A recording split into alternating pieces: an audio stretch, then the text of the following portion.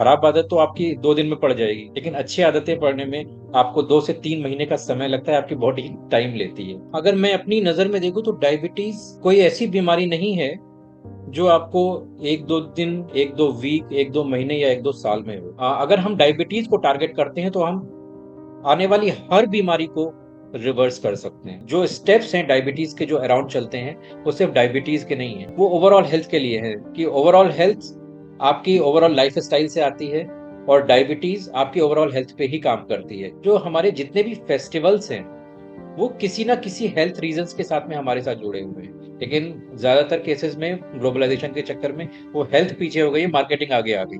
Health के बारे में मेरा एक ही एक्सपीरियंस है, क्विक फिक्सेस से दूर रहे। दुनिया में कोई भी चीज क्विक फिक्स नहीं होती है। इंडिया में ऑलरेडी 10 करोड़ लोगों को डायबिटीज डायग्नोज हो चुकी है, और 40 करोड़ लोग प्री डायबिटीज लेवल पे हैं। प्री डायबिटीज वालों को हार्ट का खतरा रहता ही रहता है। आजकल जिस तरह से जो फास्ट फूड आ रहा है, बहुत सारे केसेस में ऐसा देखा गया है कि बाहर के खाने की वजह से जो लोगों को प्रॉब्लम एक्चुअली नहीं होनी थी, वो बहुत जल्दी डेवलप हो जाती है बॉडी में। हेल्दी होना कोई एक डेस्टिनेशन नहीं है, एक कंटिन्यूअस जर्नी है। इस करेक्ट। कंटिन्यूअस जर्नी को हम साथ में मिलके अगर चलेंगे, तो हम अपने देश को ही नहीं, पूरी दुनिया को बेहतर जगह बना सकते हैं।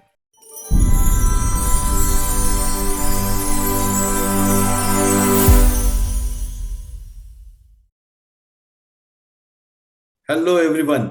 We are back today in our author interview series, and we have very talented Kushal Dwivedi ji with us to talk to us about his book.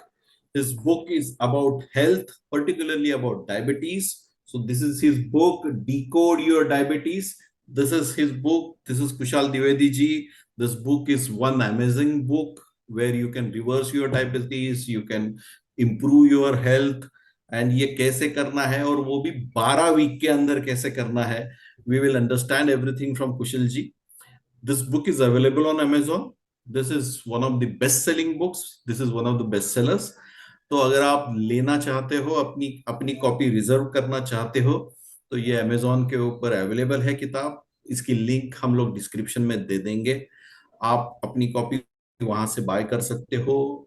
आपको अमेजोन के थ्रू ये घर तक डिलीवरी हो जाएगी. And then you can enjoy this wonderful book written by Kushal Dwivedi ji. So thank you for joining in today Kushal ji. वैसे तो thank you आपके सर। साथ लंबी बात होगी अभी, बट थोड़ा बात करने से पहले I just introduce Kushal ji. He is basically from Kanpur, UP, now settled in Gurgaon.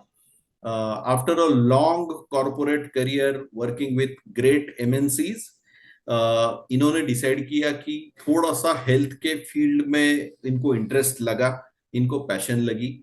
तो इनको लगा कि हेल्थ ये एक ऐसा एरिया है जहां पे ये एक लॉन्ग टर्म काम करना चाहेंगे, अपने नॉलेज का बेनिफिट अपने टारगेट ऑडियंस को देना चाहेंगे, लोगों की हेल्थ इंप्रूव करना चाहेंगे.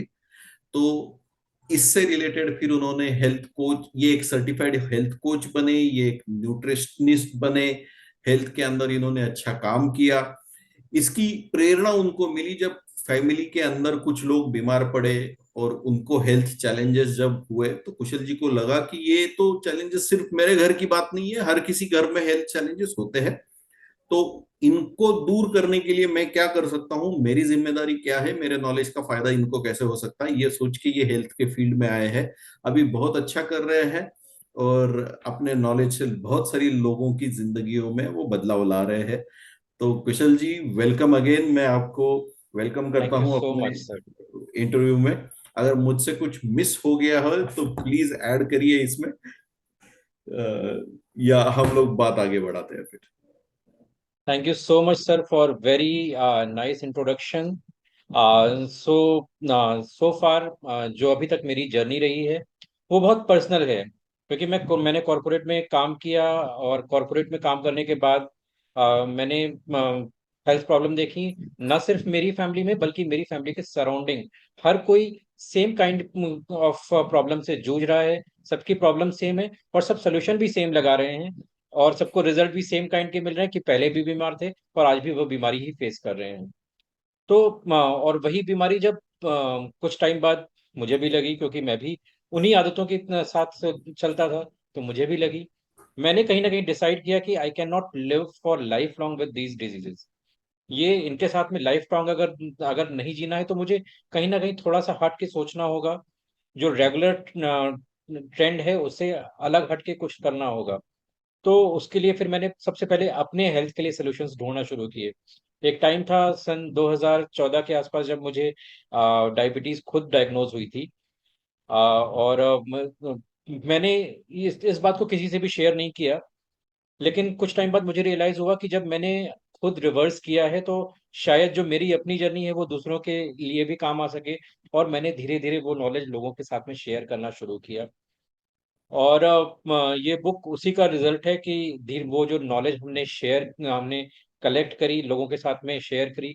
और उसमें से जब लोगों को फायदा मिला और फिर लोग मुझे कॉल करके पूछने लगे ना सिर्फ डायबिटीज के बारे में बल्कि दूसरे प्रॉब्लम्स के बारे में जो जनरल प्रॉब्लम्स रहती हैं, तो मुझे लगा कि कहीं ना कहीं एक लिंक मिसिंग है लोगों के बीच में और दवाओं के बीच में। उन लिंक्स को मैंने फाइंड आउट करना शुरू किया और धीरे धीरे वो सारी चीजें मैंने कलेक्ट करी और जिसको ये मैंने पिछले 2-3 सालों में इस बुक का रूप दिया। और ये बुक आपके सामने है, decode your diabetes 12 week challenge. और ये 12 वीक चैलेंज इसलिए है क्योंकि जो आपकी आदतें होती हैं, कहा जाता है कि आदतें जो अच्छी आदतें हैं, खराब आदत तो आपकी 2 दिन में पड़ जाएगी, लेकिन अच्छी आदतें पड़ने में आपको 2 से 3 महीने का समय लगता है, आपकी बॉडी टाइम लेती है। बिल्कुल। एंड इसीलिए ये 12 वीक चैलेंज है। मैं मेरा नेक्स्ट सवाल यही होने वाला था, लेकिन उसके पहले ही आपने जवाब दिया। मैं पूछने वाला था कि ये 12 वीक के पीछे क्या लॉजिक है। तो वही 12 वीक बेसिकली जब कहा जाता है कि आप कोई अच्छी आदत अपना रहे हैं, खराब आदत तो आप अपनाते हैं कोई, तो उसको क्या होता है कि एक बार फॉलो किया और उसका नशा हुआ तो फिर 2-3 दिन में 4 दिन में वो आदत अपने आप पड़ जाती है। लेकिन अच्छी आदत को अपनाने में बॉडी टाइम लेती है, शरीर टाइम लेता है और मन भी टाइम लेता है। जब मन और शरीर दोनों तैयार होता है तभी वो आदत पड़ती है। तो कुछ टाइम मैंने सुना था कि एक हमारे जो सचिन तेंदुलकर है जो क्रिकेट के भगवान कहे जाते हैं, उनके बारे में मैंने जब उनकी पूरी स्टोरी पढ़ी तो एक बहुत इंस्पायरिंग स्टोरी लगी। जब पहली बार वो पिच पे खेलने गए थे तो पिच पे जब फर्स्ट मैच में गए तो उनको समझ में नहीं आ रहा था कि बॉल कहाँ जा रही है और फील्डर कैसे खड़े हुए हैं और कैसे मुझे फेस करना है, उनको समझ में नहीं आ रहा था। और शायद दूसरी तीसरी बॉल पे वो आउट भी हो गए। इसके बाद फिर जब वो अपने ग्रीन रूम में गए वहां पे बहुत निराश हो गए और निराश होने के बाद फिर उन्होंने कहा कि मुझे तो इंटरनेशनल, मैं तो इसके लिए बना ही नहीं हूँ, मैं इंटरनेशनल खेल ही नहीं पाऊंगा। और फिर वो अपने कोच से मिले तो कोच ने उनसे कहा कि तुम्हें वहां पे जाके तुम्हें ये नहीं सोचना है कि तुम्हें रन बनाना है या फोर मारना है या सिक्स मारना है, ऐसा कुछ भी नहीं करना है।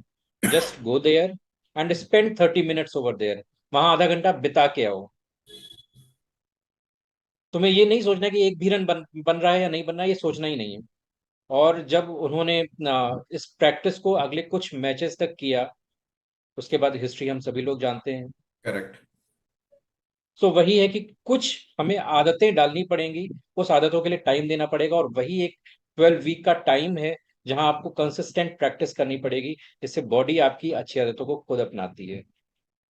कुछ दिनों पहले मैंने भी एक जगह पे एक अच्छी कॉन्सेप्ट पढ़ी थी। कुछ चीजें हमको लर्न करनी पड़ती है, कुछ चीजें हमको अनलर्न करनी पड़ती है, और कुछ चीजें हमको रीलर्न करनी पड़ती है। तभी आते हैं चेंजेस, तभी होता है मिरेकल, नहीं तो फिर वो मुश्किल जाता है। डेफिनेटली। Great great. सर, ये डिकोड योर डायबिटीज, ये जो किताब है, आप अगर हेल्थ के फील्ड में काम कर रहे हो तो मुझे लगता है हेल्थ के फील्ड में तो न जाने कितने चैलेंजेस आ सकते हैं। मतलब डायबिटीज एक चैलेंज हो सकता है, बीपी एक चैलेंज हो सकता है, स्लीप डिसऑर्डर एक चैलेंज हो सकता है, या हार्मोनल इम्बैलेंस एक डिसऑर्डर हो सकता है। ऐसे तो न जाने कितने चैलेंजेस हो सकते हैं जिनको ठीक करने की जरूरत है। और आप जैसे जो एक्सपर्ट हेल्थ कोचेस है, वो उनको ठीक करने में पेशेंट की मदद कर सकते हैं डेफिनेटली। लेकिन आपने पर्टिकुलरली डायबिटीज चुना, उसके पीछे क्या लॉजिक है। डायबिटीज, अगर मैं अपनी नजर में देखूं तो डायबिटीज कोई ऐसी बीमारी नहीं है जो आपको एक दो दिन, एक दो वीक, एक दो महीने या एक दो साल में हो। As per my research, as per my understanding, diabetes आपकी बॉडी में डेवलप होने में 12 से 15 साल लगते हैं। अच्छा। और ये आपकी उन आदतों का रिजल्ट होती है, उस खान पान का रिजल्ट होती है जो आपने 10-15 सालों में अपनाए हैं। लाइफस्टाइल, डिस्टर्ब लाइफस्टाइल बोल सकते हैं इसको। हाँ, इसको डिस्टर्ब लाइफस्टाइल, अनबैलेंस डाइट, ये सारी चीजें जो बॉडी को सही में जरूरत है, जिन चीजों की जरूरत है, और उसके पहले बॉडी बहुत सारे सिम्टम देती है इन 12 से 15 सालों में। जैसे इंसुलिन रेजिस्टेंस डेवलप होना, इम्यूनिटी वीक होना, स्किन की क्वालिटी अच्छी ना होना, बाल झड़ना, ये सारी चीजें जो होती हैं, ये उसके सिम्टम होते हैं जो कि 12 से 15 सालों में आते हैं। लेकिन ज्यादातर क्या होता है कि इन चीजों को अवॉइड करके हम बढ़ते चले जाते हैं। और इवन अगर आप देखेंगे तो ये जो हार्ट की प्रॉब्लम है, हार्ट की प्रॉब्लम भी डायबिटीज से कहीं ना कहीं रिलेटेड है। बहुत से लोग कहते हैं कि उनको हार्ट की प्रॉब्लम है, डायबिटीज नहीं है। बट व्हाट एक्चुअली इज की जो प्री डायबिटीज स्टेज होती है उसी में आपका लिपिड प्रोफाइल खराब होने लगता है। अब हुआ सिर्फ ये है कि जो लिपिड प्रोफाइल की जो खराब होने की स्पीड है, वो डायबिटीज की स्पीड से आगे हो गई, इसलिए हार्ट अटैक पहले आ गया। हाँ, करेक्ट। अदरवाइज डायबिटीज तो उनको हो ही रही है। या शायद है, उनको पता नहीं है। हाँ, वो प्री डायबिटीज की स्टेज है, तो उनको पता नहीं है क्योंकि डायबिटीज जस्ट डिटेक्ट नहीं हुई है उनको। दैट्स इट, इतना हार्ट प्रॉब्लम में और उसमें इतना ही डिफरेंस है। तो अल्टीमेटली अगर हम कहीं ना कहीं देखें तो जितनी भी प्रैक्टिसेस हैं वो सारी डायबिटीज के सराउंडिंग ही घूमती हैं। हमारा जो करंट सिस्टम है वो हर प्रॉब्लम को अलग अलग रख के देख रहा है कि हार्ट की प्रॉब्लम अलग है, थायराइड अलग है। ये कुछ अलग नहीं है, ये सारी चीजें एक ही तरह की लाइफस्टाइल, एक ही तरह के डाइट की को फॉलो करने के चक्कर में होते हैं। और इसीलिए मैंने डायबिटीज को पकड़ा क्योंकि अगर हम डायबिटीज को टारगेट करते हैं तो हम आने वाली हर बीमारी को रिवर्स कर सकते हैं। तो क्या ये कह सकते हैं कि एक बार डायबिटीज ठीक हो गया या रिवर्स हो गया, तो उससे रिलेटेड बाकी 10 चीजें अपने आप ठीक हो जाती है? इसको आप 10 चीजें नहीं, कम से कम 100 चीजें बोल सकते हैं। अच्छा, 10 भी नहीं, 100 चीजें। अच्छा, क्या हाँ, क्या ठीक होता इवन है सर? 100 चीजें उसमें से चलो गिन के दो पांच बता दीजिए। पहला मैंने आपको बताया हार्ट की प्रॉब्लम, जी। बिल्कुल वो ठीक होने ही वाली है। देन थायराइड उससे बैलेंस हो जाएगा। फिर आपका जो अगर किसी किसी को पीसीओएस पीसीओडी वगैरह है, वो भी इससे ट्रीट हो जाएगा। कोई कैंसर की तरफ बढ़ रहा है, वो भी इससे कंट्रोल हो जाएगा। और हाइपर टेंशन है, वो भी इससे कंट्रोल हो जाएगा। तो आप जो नेम द प्रॉब्लम, 90% केसेस में वो प्रॉब्लम आपको डायबिटीज से रिलेटेड ही मिलेगी। अच्छा। और अल्टीमेटली एक टाइम के बाद अगर आप देखेंगे तो जो डायबिटीज के पेशेंट हैं उनको अल्जाइमर भी होता है, उनको पैरालिसिस भी होता है, उनको उनकी आईज में भी प्रॉब्लम आती है, उनके दांतों में भी प्रॉब्लम आती है, टूथ डिके होता है, और ये सारी चीजें होती हैं बिकॉज ऑफ डायबिटीज। तो अगर आप कोरिलेट करके देखें तो उनके सोर्स में सब डायबिटीज ही होता है। तो अगर आप अच्छा। डायबिटीज को ट्रीट कर रहे हैं तो आप आईज की प्रॉब्लम भी ट्रीट कर सकते हैं, आप दांतों की प्रॉब्लम भी ट्रीट कर सकते हैं। तो ये सारी चीजें सेम है, एक ही सेंटर से निकल रही हैं। क्या बात है। आ, आपको ये किताब लिखने में कितना समय लग गया सर? कितना टेन्योर लगा? इसको, ये सारे पॉइंट कलेक्ट करने में और कौन से पॉइंट ज्यादा इफेक्टिव हैं और क्या चीजें इफेक्ट अच्छे से करेंगी वो करने में लगभग मुझे 1 से 1.5 साल का टाइम लगा। रिसर्च में? क्योंकि बहुत सारे एक्सपीरियंसेस थे जिसको मैंने रिकॉर्ड किया और किस किस पेशेंट पे क्या काम किया है, तो उसमें सिमिलर पैटर्न फाइंड आउट करना। तो क्योंकि अगर आप देखेंगे तो health problems are always bio individual. आप ये नहीं कह सकते कि ये दवा इसको सूट कर गई या ये नुस्खा उसको सूट कर गया तो वो दूसरे को भी सूट करेगा। It's always bio individual. तो इस बुक में वो स्टेप्स मैंने रिकॉर्ड किए हैं जो 95% के केसेस में काम करेंगे ही करेंगे। इसके अलावा कुछ एडिशनल चीजें हो सकती हैं, वो individual case to case matter कर सकती हैं। अच्छा। तो जब आपने बुक लिखना चालू किया, आप लिखते गए, आपकी एक दिन बुक कंप्लीट भी हो गई, फिर वो पब्लिशिंग में गई वगैरह, वो तो सब ठीक है। लिखते समय कोई दिक्कतें, कुछ डिफिकल्टीज, कुछ हर्डल्स कुछ आई? हाँ, लिखते समय बहुत बार जो मुझे 12 स्टेप लेने थे, क्योंकि अगर मैं स्टेप्स की बात करूं, हेल्दी लाइफ की बात करूं, तो वहां पे फिर बहुत सारी चीजें आ जाती हैं कि आपको ये खाना चाहिए, ये नहीं खाना चाहिए, इस बीमारी में ये सूट करेगी, इस बीमारी में वो सूट करेगी। लेकिन अगर हम इसी चीज को बायो इंडिविजुअलिटी में देखते हैं, तो किस चीज को प्रायोरिटाइज करें, किस चीज को डीप्रायोरिटाइज करें, ये एक बहुत बड़ा चैलेंज था। तो इस चैलेंज को ओवरकम करने में बहुत टाइम लगा, और उसके बाद फिर मैंने उसका एक तरीका निकाला कि कौन सी चीज कौन से पेशेंट, कितने नंबर ऑफ पेशेंट्स पे ज्यादा काम करी है, उसका एक मैंने रैंकिंग फाइंड आउट किया। और रैंकिंग के बेस पे जो टॉप 12 चीजें थी जो काम कर रही थी, जो ज्यादातर केसेस में मैंने सजेस्ट किया ही किया था, और अगर आज भी उनको कोई मानता है, उनको कोई फॉलो करता है, तो शायद वो चीजें काम करेंगी ही करेंगी। अच्छा, तो ये डिफिकल्टीज जो आई वो किस किस टाइप की डिफिकल्टीज आई फिर? ये जो डिफिकल्टी थी मेनली यही था कि अब जैसे हम फाइंड आउट करते हैं कि कहीं कहीं जैसे बहुत बार बोल दिया जाता है कि जो भी डायबिटीज पेशेंट है उनको मेथी का पानी लेना चाहिए, हाँ। For example. हम्म। मेथी का पानी लेना चाहिए, वो डायबिटीज के लिए सूट करता है। लेकिन वो ज्यादातर पेशेंट में, जैसे कुछ पेशेंट में सूट किया, अब कुछ पेशेंट्स में क्या हुआ कि उनको लगा कि मेथी का पानी उनको बहुत गर्म कर रहा है। अच्छा। गर्म करने से उनके स्किन पे पिंपल आ गए, या उनकी जो मोशंस हैं वो डिस्टर्ब हो गई। तो इस वजह से क्या हुआ कि वो चीजें डीप्रायोरिटाइज होने लगी। इसी तरह से दो मेनली दो चीजें बहुत ज्यादा कही जाती हैं कि आपको सिनेमन लेना है, और मेथी का पानी लेना है। तो ये चीजें सूट करती हैं, डेफिनेटली सूट करती हैं। लेकिन क्या होता है कि अगर किसी को कोई इंडिविजुअल वेरिएबिलिटी है, कोई रिएक्शन होता है, तो वो चीजें फाइंड आउट करनी होती हैं। तो वो फाइंड आउट करने के लिए उनके इंडिविजुअल केस को, क्योंकि उनको मेथी नुकसान ना करे, उसके लिए कौन सा एडिशनल चीजें हमें हमें उनको इंक्लूड करनी है। या अगर किसी की बॉडी में जो एसिड लेवल है बहुत ज्यादा है, क्योंकि उसी की वजह से सारी डाइजेशन प्रॉब्लम होती हैं, गट की प्रॉब्लम होती है, तो अगर एसिड लेवल बहुत ज्यादा है, तो उस एसिड लेवल को भी बैलेंस करने के लिए क्या क्या चीजें की जा सकती हैं, वो एडिशनल चीजें देना, सजेस्ट करना। तो that was really difficult time कि मैं उनको इंक्लूड करूं या ना करूं। हम्म।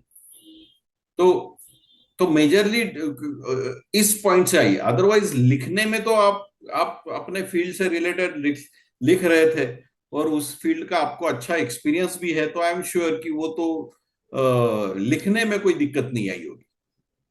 लिखने में एज सच कोई प्रॉब्लम नहीं आई, सिर्फ जो प्रायोरिटाइजेशन वाला पार्ट था उसमें मुझे बहुत चीजें फेस करनी पड़ी। हाँ, कंटेंट कंटेंट से रिलेटेड थोड़ा हाँ। बहुत ऊपर नीचे। हम्म। जी। जब आपने ये पूरी बुक कंप्लीट करके पब्लिशिंग को दे दी, और वहां से वो पूरी कंप्लीट होके प्रिंट होके रिलीज हो गई, पब्लिश हो गई, ये बीच की जर्नी पूरी कैसी थी? ये बीच की जर्नी तो ऐसा लगा था कि जैसे शायद मैंने नींद में पार करी। मतलब अगर मैं विंग्स पब्लिकेशन को इसलिए स्पेशली थैंक यू बोलना चाहता हूँ कि विंग्स पब्लिकेशन ने अ, इतनी तेजी से वो सारा काम किया कि आई वाज नॉट एक्सपेक्टिंग कि इतनी जल्दी ये बुक पब्लिश हो जाएगी। मुझे लगा था कि ये एडिटिंग में और डिजाइनिंग में और अप्रूवल में और प्रूफ रीडिंग में इट विल टेक, क्योंकि इसके पहले भी मैं एक बुक लिख चुका था, और उसमें मेरे लिखने के बाद वो पब्लिश होने में 7 से 8 महीने लगे थे। अरे बाप रे। तो इस वजह से मुझे लगा कि ये चीजें बहुत ज्यादा टाइम टाइम कंज्यूमिंग है। लेती हैं। और वो उसमें एक एक चीज को फिर फाइंड आउट करना कि क्या क्या चीजें हो रही। लेकिन पर्टिकुलरली फ्रॉम विंग्स पब्लिकेशन अगर मैं बात करता हूँ, आई एम वेरी ग्रेटफुल कि आपकी टीम इतनी एफिशिएंट है कि उन्होंने आज मैंने जैसे स्क्रिप्ट भेजी, 3 दिन बाद मुझे एक कवर डिजाइन भी मिल गया, और इसके बाद फिर कितनी जल्दी मुझे फर्स्ट कॉपी मिली, फिर सेकंड सेकंड प्रूफ रीडिंग के लिए मिला। ये सारी चीजें इतनी तेजी से हुई कि समझ में नहीं आया कि ये हो क्या रहा है। एंड इट वाज, मुझे लगा कि मैं रात में सोया हूँ, सुबह बुक पब्लिश होके आ गई। अच्छा। So this was very really great. चलो चलो, thank you thank you thank you for trusting us and thank you for working with us, तो थैंक यू सर। तो जब आपकी बुक रिलीज हुई, या आपने अपने कम्युनिटी में दी होगी, या अपने यार फ्रेंड्स को, रिलेटिव्स को, अपने कुछ का क्लाइंट्स को कॉपीज दी होगी, या लोगों ने परचेज भी ऑब्वियसली की होगी, क्या रिएक्शन था लोगों को जब उन्होंने पढ़ा, उन्होंने देखा, कैसा कैसा रिएक्शन था? मैं आपको एक अपने पर्सनल, जो मेरे क्लाइंट, जो पहले क्लाइंट भी रहे हैं, फिर उन्होंने, जब मैंने अपने सोशल मीडिया पे उसको न्यूज़ पब्लिश करी कि दिस इज द बुक, तो उन्होंने मुझे पर्सनली कॉल किया और कहा कि मुझे लिंक चाहिए, मुझे बुक परचेज करनी है। तो मैंने उनको लिंक दिया, और वो उनको बुक पढ़ने की बहुत अच्छी हैबिट है। First of all when he took the book, and जब उन्होंने वो स्टेप बाय स्टेप प्रोसेस देखी, तो उन्होंने कहा कि सर, ये जो आपने चीजें इसमें बताई हैं कि आपको इसमें अपने गोल को लिखना है, और ये सारी चीजें करनी है, तो इसमें ये इसमें 50% चीजें तो आपने हमको बताई थी, 50% चीजें तो आपने हमको बताई नहीं। और उसके बाद फिर वो बोलते हैं कि मैंने सेम स्टेप्स अपनी वाइफ को फॉलो कराना शुरू किया, क्योंकि उनको कुछ कुछ सिम्टम्स आ रहे थे। तो उन्होंने वाइफ को फॉलो कराना शुरू किया, और just by reading this book उनकी वाइफ के जो सिम्टम्स हैं वो थोड़े से बेटर होना स्टार्ट हो गए, क्योंकि उन्होंने वो सारे उनको स्टेप्स जो इमीडिएटली छोटे, फर्क दिखना चालू हो गया? हाँ, ये बात है 21 अगस्त को, शायद बुक 21 जुलाई को बुक पब्लिश हुई थी, और तब से अभी लगभग 1.5 महीना हुआ है। तो उन्होंने इनिशियल उसमें परचेज करी थी, मुझसे कॉपी ली थी उन्होंने, और उन्होंने ये चीजें इम्प्लीमेंट करी। तो जैसे उनको बेसिकली उनको उनकी प्रॉब्लम कुछ और थी, डायबिटीज प्रॉब्लम नहीं थी, उनकी प्रॉब्लम कुछ और थी। बट यही स्टेप उन्होंने फॉलो किए तो उनको उस प्रॉब्लम में भी फायदा नजर आया। बिकॉज मैंने जैसे पहले बताया कि जो स्टेप्स हैं डायबिटीज के जो अराउंड चलते हैं, वो सिर्फ डायबिटीज के नहीं है, वो ओवरऑल हेल्थ के लिए है। और फिर उन्होंने मुझसे कहा कि आपने फिर अगर ये जनरल चीजों में फायदा करे तो सिर्फ डायबिटीज के लिए क्यों पब्लिश किया। तो ये ओवरऑल उन्होंने हेल्थ इंप्रूवमेंट के लिए होना चाहिए। हम, हाँ, उनका यही टारगेट था कि ये तो ओवरऑल हेल्थ के लिए होना चाहिए था। तो उसमें भी मेरा आंसर वही था जो भी मैंने थोड़ी देर पहले आपसे आपके साथ में डिस्कस किया, कि ओवरऑल हेल्थ आपकी ओवरऑल लाइफ स्टाइल से आती है, और डायबिटीज आपकी ओवरऑल हेल्थ पे ही काम करती है एक्चुअली। वो धीरे धीरे पूरे, अगर आप वो सस्टेन, अगर डायबिटीज रहती है लंबे टाइम तक, तो पूरी बॉडी को खत्म करती जाती है, और डायबिटीज टाइम पे ट्रीट हो गई तो दूसरी बीमारियां जो आ रही हैं वो भी खत्म हो जाती हैं। तो लोगों ने बहुत इसको प्यार दिया, सराहा, लोगों को बेनिफिट भी हुआ, और आपको उन्होंने बहुत पॉजिटिव फीडबैक भी दिया। जी। Fantastic fantastic. तो अभी ये बुक तो हो गई पर्टिकुलरली डायबिटीज से रिलेटेड। अब हम्म। नेक्स्ट प्रोजेक्ट क्या है सर? नया प्रोजेक्ट के ऊपर कुछ स्टार्ट किया काम?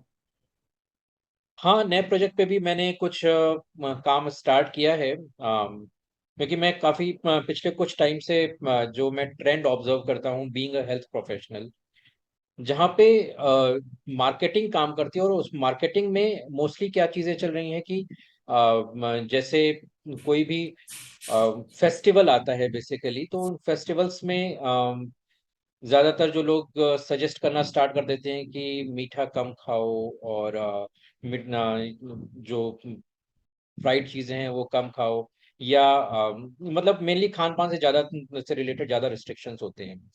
लेकिन मैंने काफी जो पुराने जो स्क्रिप्चर्स हैं उनको भी रिसर्च किया, तो ये पाया कि जो हमारे जितने भी फेस्टिवल्स हैं वो किसी ना किसी हेल्थ रीजंस के साथ में हमारे साथ जुड़े हुए हैं।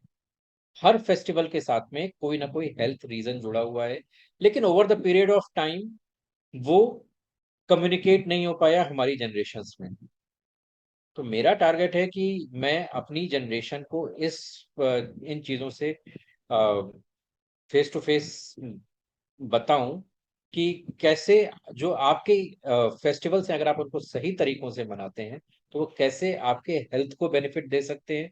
क्योंकि अगर आप कोई भी फेस्टिवल देखेंगे उसके पीछे कोई ना कोई आयुर्वेद का लॉजिक है। आयुर्वेद हर जगह, आप छोटे से छोटा फेस्टिवल देख लें, कोई बड़े से बड़ा फेस्टिवल देख लें, उसके पीछे आयुर्वेद काम कर रहा है। और इसीलिए ये सारे फेस्टिवल बनाए भी गए हैं कि हम अपनी हेल्थ का ध्यान रखें। लेकिन ज्यादातर केसेस में ग्लोबलाइजेशन के चक्कर में वो हेल्थ पीछे हो गई, मार्केटिंग आगे आ गई। करेक्ट। तो मैं उस पर काम कर रहा हूँ। मैंने कुछ अभी 3 से 4 चैप्टर उसमें डिजाइन भी किए हुए हैं। लगभग 20 चैप्टर्स की वो बुक मेरा टारगेट है कि वो बनाऊंगा। और जिससे मैं अपने जो खासकर इंडियन फेस्टिवल्स हैं उनको ग्लोरीफाई कर पाऊँ। इंडियन फेस्टिवल्स, ईटिंग हैबिट्स और उसके अंदर हेल्दी ईटिंग हैबिट्स, कि यस, फेस्टिवल को भी एंजॉय करिए, खाने को भी एंजॉय करिए और हेल्दी भी रहिए। Yes, definitely. क्योंकि ऐसा नहीं है कि डायबिटीज हो गया या अपने आप को कुछ बीमारी आ गई तो लाइफ जीना छोड़ दे या एंजॉय करना छोड़ दे, ऐसा तो नहीं है। ऐसा बिल्कुल भी नहीं है। जब मतलब मैं लोगों से बात करता हूँ तो डायबिटीज के बारे में अगर मैं बात करूं तो अगर आप किसी एक नॉर्मल पेशेंट जो डायबिटीज से 10-15 सालों से सफर कर रहा है, उससे अगर आप पूछने जाएंगे तो अगर वो 10 से 15 साल की लोगों के सजेशन की लिस्ट निकालेगा तो आपको पता है क्या मिलेगा? आपको फुटवियर के अलावा बाकी हर चीज ऐसी मिलेगी जो खाने के लिए ना बोली गई हो, जो ना खाने के लिए बोली गई हो। अगर आप मेरी बात समझ पा रहे हैं तो। हाँ। तो उनकी एक लंबी लिस्ट जी होती जी है जी। जहां पे आपको ये समझ नहीं गए। खाना है, ये नहीं खाना है, ये नहीं खाना है। हर चीज के बारे में मना किया जाता है। लेकिन क्या खाना है और कैसे खाना है इसके बारे में कहीं नहीं बताया जाता। मेरा टारगेट ये है कि आप इंजॉय करें, हर चीज को मॉडरेशन में इंजॉय करें। मेरे पास बहुत से ऐसे क्लाइंट आते हैं जिन्होंने 5-5 सालों से बाहर जाके खाना नहीं खाया है, पांच हाँ। 10 सालों से फीकी चाय पी रहे हैं और चावल से दूर रहते हैं, अपने आप को डिप्राइव करके रह रहे हैं। मेरा पहला टारगेट होता है, मैं पहले वीक में उनको राइस खिलाता हूँ, जिससे जो डिप्रीवेशन माइंड सेट है, डिप्राइवेशन, उससे वो निकल के आए। और उसका रिजल्ट होता है कि 2 से 3 वीक में अपने आप उनकी जो डायबिटीज के जो लेवल हैं वो अपने आप कम होने लगते हैं और दवा भी कम होने लगती है। क्योंकि जो एक माइंड सेट है जहां पे उनको हर चीज में रिस्ट्रिक्शंस में बांधा गया है, वो फ्री हो जाते हैं। और जैसे वो फ्रीनेस आती है ना, तो बॉडी खुद ही ट्रीट करती है। बॉडी सबसे अच्छी डॉक्टर है।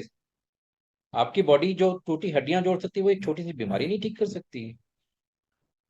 आपने अभी जो बोला कि आप उनके माइंडफुलनेस पे काम ज्यादा करते हो। ऑब्वियसली। क्योंकि लोग मतलब एक सजा की तरह देखते हैं कि मुझे एक्सरसाइज करनी है क्योंकि डायबिटीज हो गई है, ये सजा है। मुझे चीनी नहीं खानी क्योंकि मुझे डायबिटीज हो गई है। या मुझे राइस नहीं खाने हैं क्योंकि मुझे डायबिटीज हो गई। हर चीज के पीछे एक डायबिटीज का रीजन उनकी लगा हुआ है। लेकिन उनको ये नहीं पता है कि अगर वो हेल्दी, अपने आप को हेल्दी बनाने की कोशिश करें तो ये सारी चीजें सब साइड हो जाती हैं। आपको ऐसे तो लोग बिल्कुल मिलते होंगे जिनको जब पता चलता है कि आपने किताब लिखी तो वो भी बोलते होंगे कि अरे मेरी भी बहुत दिनों से इच्छा है किताब लिखने की, I also want to write. आप बताइए कि कैसे लिखते हैं किताब, क्या लिखना चाहिए, कितना लिखना चाहिए, ऐसे लोग बिल्कुल मिलते होंगे, तो आपका गाइडेंस क्या होता है उनको? मेरा उनको गाइडेंस होता है कि फर्स्ट ऑफ ऑल कुछ लोग होते हैं जो स्टार्ट तो करते हैं लेकिन उसको कंटिन्यू नहीं कर पाते। तो सबसे जो इम्पोर्टेंट चीज है उसमें वो है कंसिस्टेंसी। अगर जो मैंने किया था कि मैंने पहले 6 महीने, लगभग 180 डेज, हर दिन दो टारगेट किया कि मुझे 2 से 3 पेज लिखने हैं। क्या लिखना है मुझे पता नहीं, लेकिन लेकिन मुझे लिखना लिखना है। है। हाँ, कंसिस्टेंट रहना है। हाँ। जो भी जो भी माइंड में आया, जो भी एक्सपीरियंस किया, जो भी पेशेंट के साथ में जो भी किया, वो मुझे लिखना है। 180 डेज में लगभग 2 से 3 पेज पर डे लिख के मैंने लगभग 500-600 पेज लिख डाले। अच्छा। और वो 500-600 पेज लगभग मैंने अपने सिस्टम पे लिखे थे, क्योंकि सिस्टम पे स्पीड थोड़ी बढ़ जाती है, और मैं टेक से भी रहा हूँ, तो मुझे उसको फॉर्मेटिंग करने में भी आसानी होती है। तो मैंने सिस्टम पे लिखे, हर दिन 2 से 3 पेज मैंने लिखे। और जैसे जैसे वो लिखता गया, फिर अपने आप विचार आते हैं, अपने आप नए थॉट्स आते हैं कि कैसे लिखेंगे। लेकिन सबसे इंपॉर्टेंट चीज है कंसिस्टेंसी। अगर कंसिस्टेंसी नहीं रखेंगे, 2 दिन लिखा, 4 दिन नहीं लिखा, फिर एक दिन लिखा, फिर एक हफ्ते गैप कर दिया, तो वो चीजें कभी नहीं आएंगी। तो आपका मेन मंत्र है कंसिस्टेंसी। जैसे आपने थोड़ी देर पहले बताया कि क्या करना है, कैसे करना है, कितने रन बनेंगे छोड़ दो, पहले 30 मिनट की ग्राउंड पे बिताओ, यस। रन तो अपने आप बन ही जाएंगे। Great great great. अगर आपको ऐसा लगे कि हेल्थ के सेक्टर में आपको कुछ लोगों को संदेश देना है, कुछ अपने तरफ से कुछ गाइडलाइन देनी है या ऐसा कुछ करना है, तो क्या संदेश होगा आपकी तरफ से?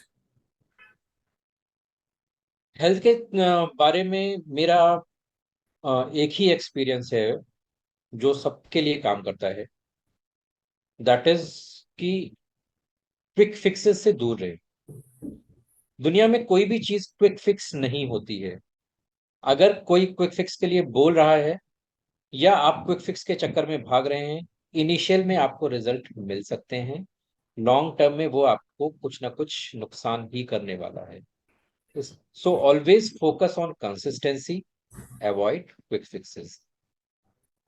तो आते समय अगर समय किसी बीमारी को 8 साल, 10 साल, 12 साल, 15 साल लगे हैं, तो ठीक होते वक्त भी उसको 2-4 दिनों में तो ठीक नहीं होनी है वो चीज। उसके लिए भी तो ऑब्वियसली। कंसिस्टेंट एफर्ट चाहिए होंगे। तो मैं अपने पेशेंट को सबसे पहले यही बोलता हूँ कि अगर आने में 10 से 12 साल लगे हैं, तो जाने में 10 से 12 महीने तो दो। हाँ। और मैं वो भी बात नहीं करता, 3 महीने तो लेकिन 3 महीने तो दे सकते हो। हम्म। मेरी खुद की प्रॉब्लम सॉल्व होने में, जब मुझे 29 की एज में डायबिटीज हुई थी, वो खुद की प्रॉब्लम सॉल्व होने में 4 से 5 साल लगे थे। और वो इसलिए लगे थे क्योंकि मुझे डायरेक्शन नहीं पता थी। हाँ, कोई हर गुरु, कोई कोच या कोई मेंटोर या कोई सिखाने वाला नहीं था। हाँ, वो मैंने अलग अलग जगह से इकट्ठा किया, कहीं कहीं किसी वैद्य से मिला, कहीं किसी एक्सपर्ट से मिला, कहीं भी मैं जो मेले लगते हैं वहां पे, जैसे जड़ी बूटी वाले मधुशून्य। होते हैं। हाँ, जड़ी बूटी टाइप की चीज, मधुशून्य और नो डायबिटीज और नो डायब जैसे टैबलेट्स, हर चीज ट्राई करी मैंने। और ऐसा नहीं कि रिजल्ट नहीं मिलता था, रिजल्ट भी मिलता था। लेकिन बट वही टेम्पररी था होता कि था वो। वो टेम्परेरी होता था, और चूंकि हम सही चीज नहीं जानते थे, और सारी चीजों का इंटीग्रेशन नहीं जानते थे। हमें पता था कि हाँ बस ये खा लो तो सही हो जाएगी।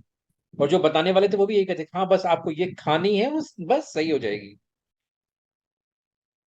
तो क्या लगता है उस वक्त आपको अगर सही कोच मिला होता या सही सिखाने वाला, बताने वाला कोई, आप अभी जिस फील्ड में हो वैसा ही कोई उस वक्त मिला होता, तो आपकी शायद ये जो जर्नी थी अपने आप को डायबिटीज में से बाहर निकालने की, ये और बेहतर, ये और फास्टर, ये और स्मूदर हो सकती थी।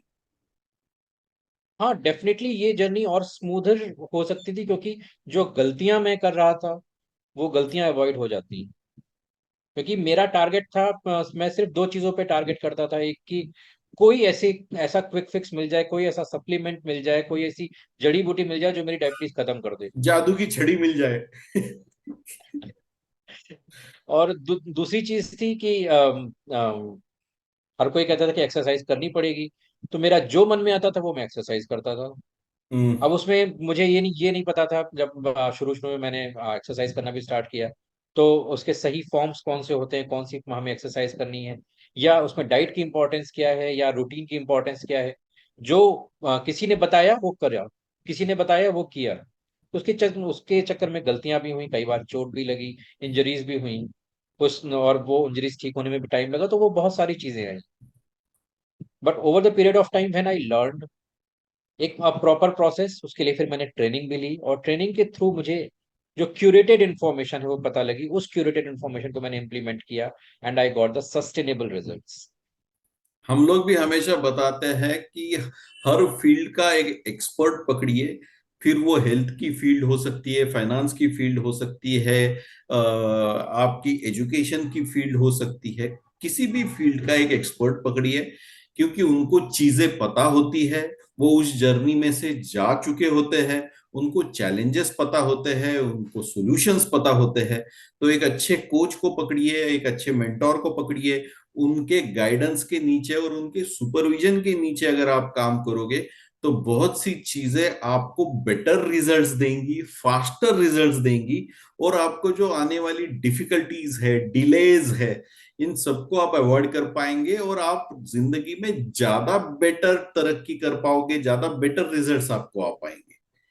तो जी हेल्थ के फील्ड में अगर आपको कोचिंग लेनी है, गाइडेंस लेना है, आपको लगता है कि आपको हेल्थ के फील्ड में मदद की जरूरत है, तो कुशाल द्विवेदी जी से आप संपर्क करिए, उनसे मिलिए, उनसे बात करिए, और उनकी किताब तो डेफिनेटली पढ़िए। उनको उनकी किताब अमेजोन के ऊपर अवेलेबल है, उसकी लिंक हम लोग डिस्क्रिप्शन में दे रहे हैं। आप उसको कॉपी, अपनी कॉपी को रिजर्व कर सकते हैं, अमेजोन से आपके घर तक पहुंच जाएगी। कुशल जी के कांटेक्ट डिटेल्स भी डिस्क्रिप्शन में दिए हुए हैं, उनके सोशल मीडिया हैंडल्स भी दिए हुए हैं। आप उनसे जुड़ सकते हैं, उनसे बात कर सकते हैं। आपको अगर उनकी पर्सनल कंसल्टेंसी लेनी है तो वो भी ले सकते हैं। उनके जैसा एक एक्सपीरियंस्ड, एक मास्टर कोच, हेल्थ कोच आपके साथ रहेगा, तो आपकी सारी हेल्थ की प्रॉब्लम्स दूर होने वाली है। और डायबिटीज तो उन्होंने बोला कि ना सिर्फ ठीक होगी, बल्कि रिवर्स होगी। आप पहले जैसा जो नॉर्मल लाइफस्टाइल है उसको जी पाएंगे, अपनी पूरी लाइफ को एंजॉय कर पाएंगे। ये रोल होता है एक कोच का। तो यही रोल है कुशल द्विवेदी जैसे एक मास्टर हेल्थ कोच का भी। तो कुशल जी, आप अपनी स्पेशलिटीज के बारे में भी थोड़ा सा बताइए कि आपकी मास्टरी कौन से फील्ड में है, ताकि उन समस्याओं में जो लोग हैं वो आपसे संपर्क कर सके। तो दीपक जी, अभी तक मैंने लगभग 1,000 से ज्यादा क्लाइंट्स को ट्रेन किया है, उनको गाइड किया है। और मेरा टारगेट मेनली रहता है कि मैं जो डायबिटीज के जो पेशेंट्स हैं उनको मैं बेहतर लाइफ दे पाऊँ। तो इस समय मेरे पास जो ज्यादातर पेशेंट हैं वो डायबिटीज के आते हैं। बट वो जो पेशेंट्स हैं जिनको डायबिटीज डायग्नोस नहीं हुई है, मैं उनके लिए भी हेल्प करता हूँ। मैं अगेन इसको आइटरेट कर रहा हूँ कि डायबिटीज डायग्नोज नहीं हुई है, इसका मतलब ये है कि प्री डायबिटीज लेवल पे ऑलरेडी बहुत सारे लोग हैं, क्योंकि इंडिया में ऑलरेडी 10 करोड़ लोगों को डायबिटीज डायग्नोज हो चुकी है। और 40 करोड़ लोग प्री डायबिटीज लेवल पे हैं, खड़े अच्छा। हुए हैं ऑलरेडी। बॉर्डर लाइन और केसेस ये, जिसको बोलते हैं हम लोग। यस, और ये प्री डायबिटीज के केसेस और भी ज्यादा खतरनाक हैं, क्योंकि वहां पे आपको कोई भी प्री सिम्टम नहीं मिल रहा है, सिर्फ वो डायबिटीज आपकी बॉडी में डेवलप हो रही है। लेकिन बहुत सारे केसेस में क्या होता है कि अगर डायबिटीज डायग्नोस होने से पहले अगर लिपिड प्रोफाइल खराब हो गया तो हार्ट की प्रॉब्लम भी आ जाती है। तो प्री डायबिटीज वालों को हार्ट का खतरा रहता ही रहता है। डायबिटीज वालों को तो रहता ही है, प्री डायबिटीज वालों को भी रहता है। तो प्री डायबिटीज के केसेस भी मैं हैंडल करता हूँ। Apart from that, I am a certified yoga instructor. तो योग के थ्रू आप कैसे अपने बीमारी को दूर कर सकते हैं, उसमें भी मैं लोगों की मदद करता हूँ। और I am a certified nutrigenomics consultant. ये न्यूट्रीजिनोमिक्स क्या है? न्यूट्रीजेनोमिक्स, ये मैंने आपके इंट्रोडक्शन में जब ये बात निकली तो बहुत क्यूरियोसिटी लगी, मैं पूछने वाला था। मैं ये पर्टिकुलरली ये टर्मिनोलॉजी के बारे में बताइए, ये थोड़ी नई टर्मिनोलॉजी है। न्यूट्रीजिनोमिक बेसिकली क्या है कि आपकी जीन्स के बेस पे आपको कौन सा खाना सूट करता है, कौन सा खाना नहीं सूट करता है, उसकी एक एक्सटेंसिव रिसर्च है। क्योंकि हर किसी की बॉडी इंडिविजुअल है, और आपकी बॉडी में कौन सी चीजें जा रही हैं और आपको जीन्स में क्या मिला है, आप और जीन्स के साथ में अपनी अपनी अपनी आदतों से क्या चीजें नई बीमारी डेवलप की है। क्योंकि आजकल जिस तरह से जो फास्ट फूड आ रहा है, जिस तरह से फास्ट फूड का कल्चर बढ़ रहा है, बाहर खाने का कल्चर बढ़ रहा है, उसमें जो चीजें यूज की जा रही हैं वो इवन जीन्स के लेवल पे इफेक्ट करती हैं। बहुत सारे केसेस में ऐसा देखा गया है कि बाहर के खाने की वजह से जो लोगों को प्रॉब्लम एक्चुअली नहीं होनी थी, वो बहुत जल्दी डेवलप हो जाती है बॉडी में। वो जीन के लेवल तक इफेक्ट करता है। जैसे आपका कॉमनली यूज होता है अजीनोमोटो। करेक्ट। अजीनोमोटो एक ऐसा केमिकल है जो टेस्ट एनहेंसर के लिए यूज किया जाता है। बट आज वो मार्केट में जो जिस रेशियो में यूज हो रहा है, जो परमिटेड रेशियो है, उससे लगभग 20 टाइम्स ज्यादा यूज किया जा रहा है। अच्छा। जिसकी वजह से बहुत सारी जो न्यूरल से रिलेटेड प्रॉब्लम है और नर्व से रिलेटेड प्रॉब्लम है, बहुत ज्यादा आ रही। इवन छोटे बच्चों में प्रॉब्लम आ रही है आजकल। अभी रिसेंट में मेरे पास एक टाइप 2 डायबिटीज का केस आया, जिसमें एक बच्चे की एज 12 साल की थी। ओह। अब आप ये सोचो कि 12 साल की एज में जिस बच्चे को डायबिटीज डायग्नोस हो गई है, उसकी डायबिटीज डेवलप कब हुई होगी? उसकी डायबिटीज तो उसके जन्म से पहले ही उसकी बॉडी में डेवलप होना स्टार्ट हो चुकी है। करेक्ट। और ये डिपेंड करता है पेरेंट्स के ऊपर कि उन्होंने उस टाइम पे क्या चीजें कंज्यूम करी हैं। तो इसमें एक टेस्ट होता है, न्यूट्रिजेनोमिक्स में एक टेस्ट होता है, जो लगभग 300 पैरामीटर्स पे रिपोर्ट जनरेट करता है। और इंडिविजुअल पैरामीटर बताता है कि आपको कौन से किस टाइप का खाना सपोर्ट करता है, और किस टाइप का खाना सपोर्ट नहीं करता है। और इसी में एक कॉन्सेप्ट भी आता है, दैट इज इपिजेनेटिक्स कॉन्सेप्ट, जो ये कहता है कि इवन अगर आपको जीन्स से भी कोई बीमारी मिली है, तो वो भी रिवर्स हो सकती है। क्योंकि इपिजेनेटिक्स कहता है कि आपको अपने जीन्स में कोई बीमारी नहीं मिलती है, आपको अपनी जीन्स में वो आदतें मिलती हैं जिनसे आप बीमार होते हैं। हाँ, करेक्ट। तो this is what is about nutrigenomics. Perfect, perfect. तो जिन जिन लोगों ने ये पूरी बात ठीक से सुनी और ठीक से समझी, अभी हम लोगों को पता चल गया है कौन सी ऐसी चीजें हैं जिनके लिए आप हमारी मदद कर सकते हैं, हम आपसे जुड़ सकते हैं, और आप हमारी जिंदगी में कैसे बदलाव और कैसे हमारी लाइफ को बेहतर करने में हमारी मदद कर सकते हैं। सो कुशल जी, इसी क्वेश्चन के साथ हम लोग आखिरी पड़ाव में हैं आपके इंटरव्यू में। आप अपनी तरफ से अगर कुछ और बताना चाहते हैं अपने ऑडियंस को, अपने व्यूअर्स को, तो वो बता दीजिए, फिर हम लोग इस इंटरव्यू को फॉर्मली क्लोज करते हैं। मुझे सिर्फ एक ही बात बोलनी है। मैंने कॉरपोरेट जर्नी से इधर हेल्थ की फील्ड में शिफ्ट किया। इसके पीछे मेरा एक पर्पस है, और वो पर्पस है कि मैं कम से कम 10 करोड़ लोगों तक पहुंच के साइंटिफिकली एविडेंस बेस्ड नॉलेज लोगों तक पहुंचाऊं, जिससे हम अपने देश को, जो आज हमारा देश डायबिटीज के कैपिटल के रूप में जाना जा रहा है, वो डायबिटीज के कैपिटल के रूप में ना जान के हेल्थ के कैपिटल के रूप में जाना जाए। ये मेरा एक पर्सनल टारगेट है, और इसमें मुझे आप सब लोगों की बहुत हेल्प चाहिए। इसलिए आप मेरे इस फाउंडेशन बीइंग हेल्दियर मिशन के साथ में जुड़ें। क्योंकि और उसका नाम भी बीइंग हेल्दियर है, इसलिए रखा है क्योंकि हम हमेशा अपनी हेल्थ में बेहतर होते रहते हैं। हेल्दी होना कोई एक डेस्टिनेशन नहीं है, एक कंटिन्यूअस जर्नी है। इस करेक्ट। कंटिन्यूअस जर्नी को हम साथ में मिलके अगर चलेंगे, तो हम अपने देश को ही नहीं, पूरी दुनिया को बेहतर जगह बना सकते हैं। Wow, great, you are on a great mission sir. हम सब लोग आपके साथ हैं, हम सब आपके साथ जुड़ेंगे, और ऑब्वियसली आपके मिशन का भी पार्ट बनेंगे, और आपके गाइडेंस के अंदर हम लोग अपनी भी जिंदगी को बेहतर कर पाएंगे। सो कुशल ji, thank you very much. आप अपने बिजी शेड्यूल में से टाइम निकाल के हमारे साथ जुड़े, हमसे बात की, आपका थोड़ा जर्नी या आपका एक्सपीरियंस हमारे साथ शेयर किया। मैं पूरे ऑडियंस की तरफ से आपको थैंक यू वेरी मच देता हूँ, बहुत बहुत शुभकामनाएं देता हूँ आपको, ऑल द बेस्ट देता हूँ आपके मिशन से रिलेटेड। और आपसे हम लोग जुड़े रहेंगे, आपके साथ बात भी करेंगे, हम सोशल मीडिया पे आपको सवाल पूछेंगे, और प्लीज हमें मार्गदर्शन करते रहिएगा। सो कुशल जी, इसी बात से हम ये इंटरव्यू खत्म करते हैं। Thank you very much. बहुत अच्छी इंफॉर्मेशन आपने दी। मुझे मुझे बहुत खुशी है कि इस इंफॉर्मेशन को हम लोग ऐसे यूज कर पाएंगे कि हमारी जिंदगी और हेल्दी और बेटर हो पाएगी। तो thank you Kushal ji, thank you very much for thank you so joining much today. Sir for this opportunity. Thank you, take care.